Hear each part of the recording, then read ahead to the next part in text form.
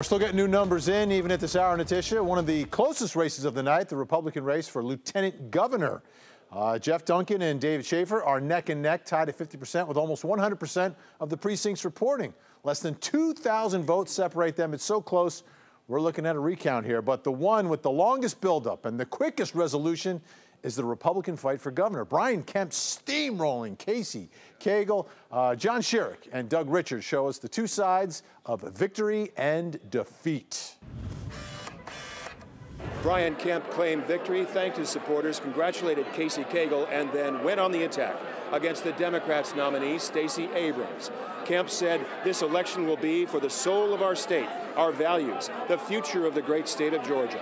He said, in drawing a contrast between his conservative Republican politics and what he called her liberal Democratic politics, already, he said, liberal special interests, even socialists, are trying to take over this election for Stacey Abrams.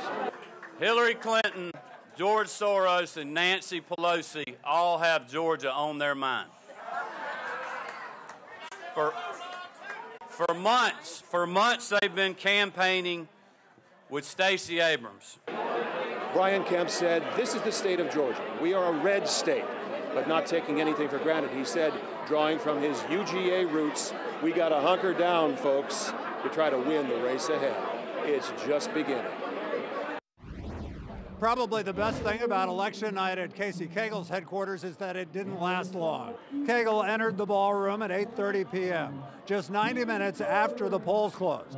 By then, he had already called Brian Kemp and congratulated him on his victory in the Republican governor's race. I committed to him my full, undivided support to see that he will be our next governor of the state of Georgia, and I want each of you to do the same thing. Cagle's people say their polls show that he was close until the middle of last week when President Trump endorsed Brian Kemp and Cagle's fortunes sank like a stone. After clobbering Brian Kemp for weeks, Cagle now says Kemp will make a good governor if he can get past Democrat Stacey Abrams in November.